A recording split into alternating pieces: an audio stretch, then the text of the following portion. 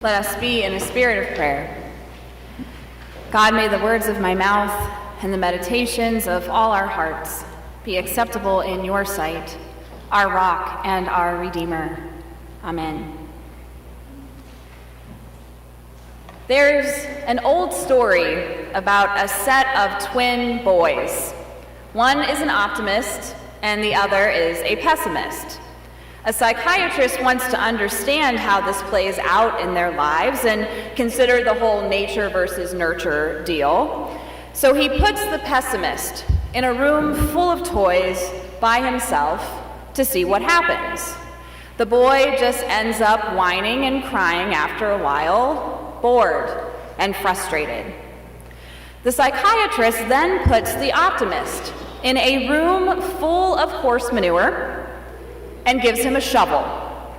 A few hours pass and the psychiatrist checks on the optimistic boy only to find him still shoveling with a huge smile on his face. Why is he so happy? The boy responded, "With all this manure, there's gotta be a pony in here somewhere."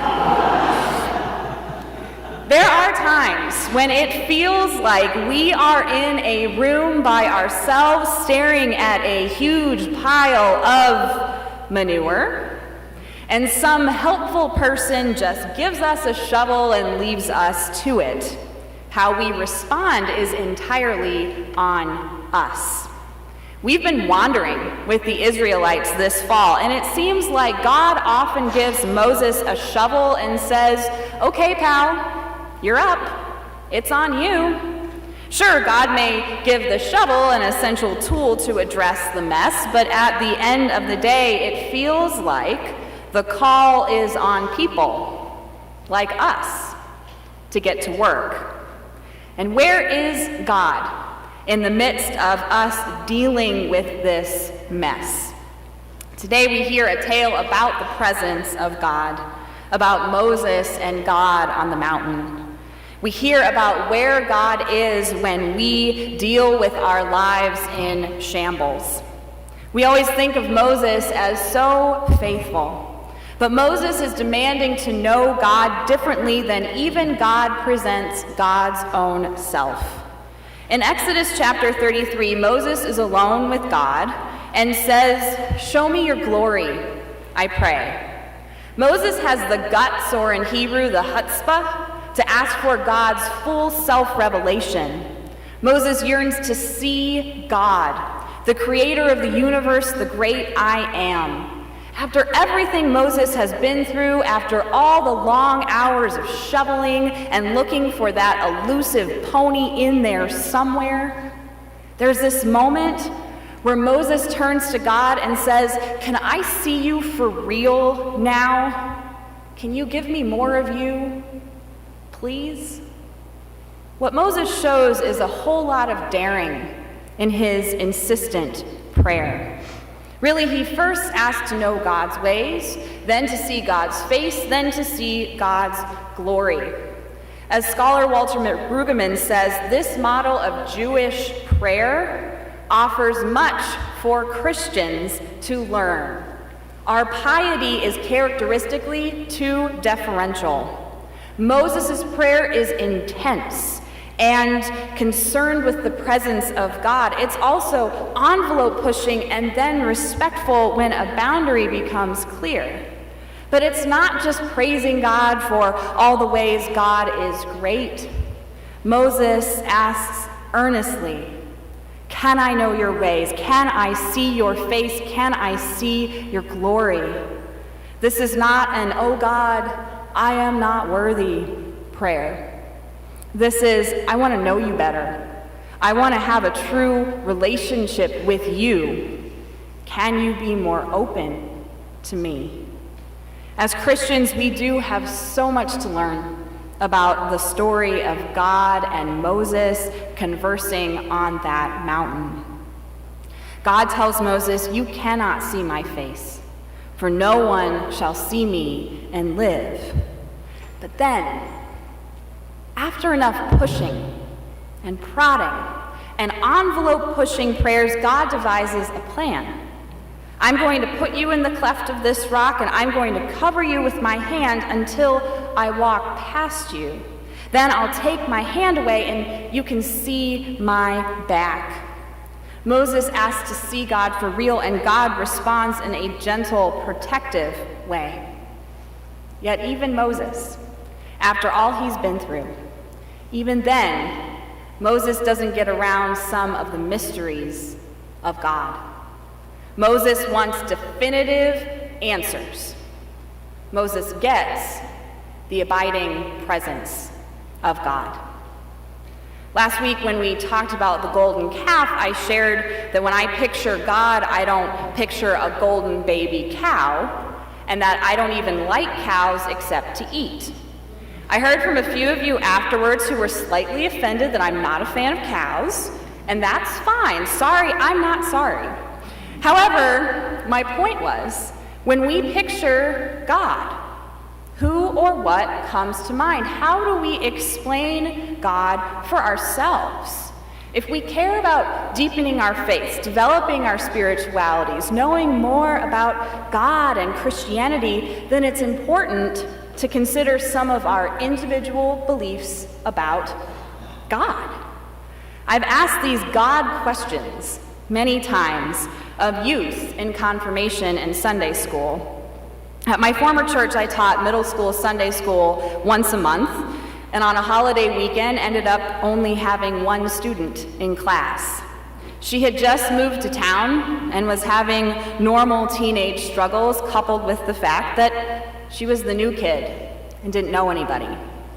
We talked about school and life and God. And we drew pictures of what we think God looks like. Mine was more abstract, as I attempted to depict God in nature and as a more spiritual being or force rather than a human figure. The lesson was about various images of God in the Bible, after all, so I chose something to emphasize that perhaps God is different than the Santa Claus figure in the sky we see in popular culture. Her picture was two people holding hands. And she explained that when people are friendly and welcoming and love each other, God is always there.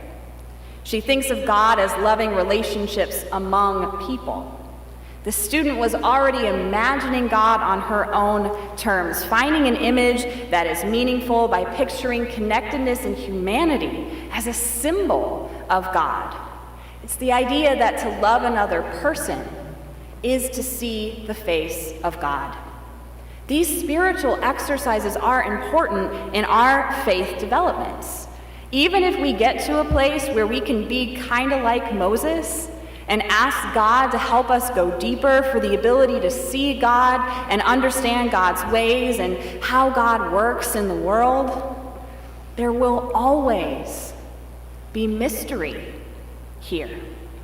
We won't get our every question answered because God is God and we are not.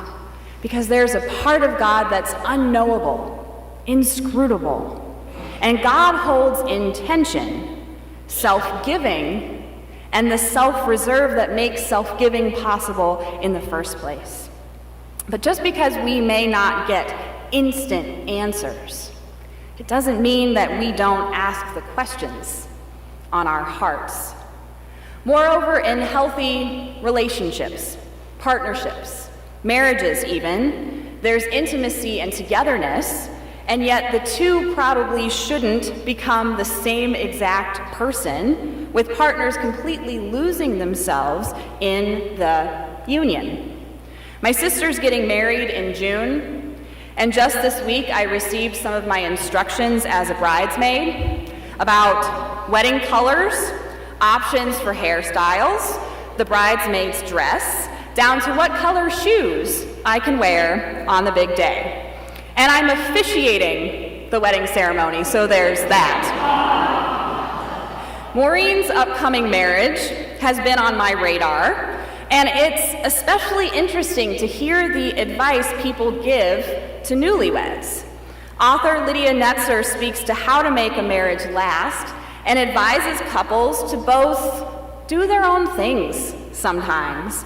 Netzer relates that her husband, Dan, races bicycles. I write books. I don't race bicycles or have any desire to race bicycles. He doesn't write books, nor does he even read the books that I write. Seriously. And I don't care. My opinion is that he's the fastest, coolest, most awesome bike racer ever. His opinion is that I'm the best, coolest writer ever. This Exodus story with Moses and God, believe it or not, can help us frame our personal relationships. God and Moses don't completely meld into the same being, even in the midst of real intimacy. There's that tension of self-giving and self-reserve that makes for a good and whole relationship. In the end, Moses doesn't get to see God's face or God's glory, but Moses gets to be in God's presence. It's a relationship based on abiding compassion that lasts the test of time. The great Christian theologian Henry Nouwen emphasized that God is a God of compassion. It's true that there are some things about God that we will never understand. It's also true that there are things we can know about God based on these sacred stories we hold close in our own experiences of holiness. If anyone could speak to our God of compassion from personal experience, it was Henry Nouwen. He was a Roman Catholic priest, a writer and thinker, and taught at Notre Dame, Yale, and Harvard. What a slacker, right?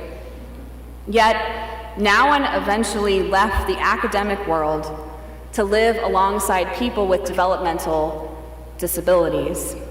Some folks thought that he was crazy for leaving academia behind, for stepping away, but he wanted to live all he taught about solidarity with the poor.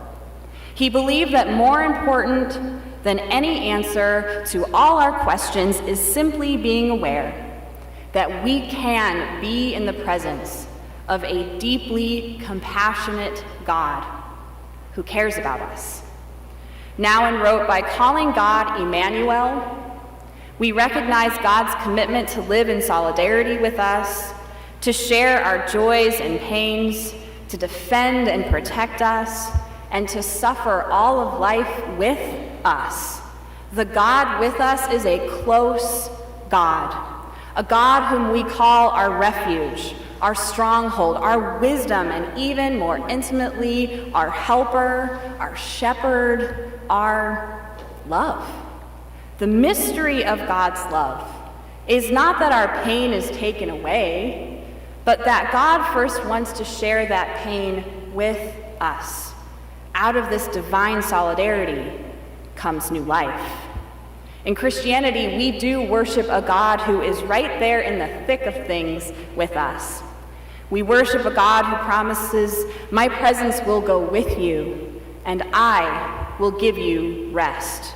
We also worship a God whom it seems sometimes gives us a shovel and tells us to get to work if we have any hope of finding that pony. Yet God doesn't leave us to shovel the mess alone, since God shares our pains and our joys.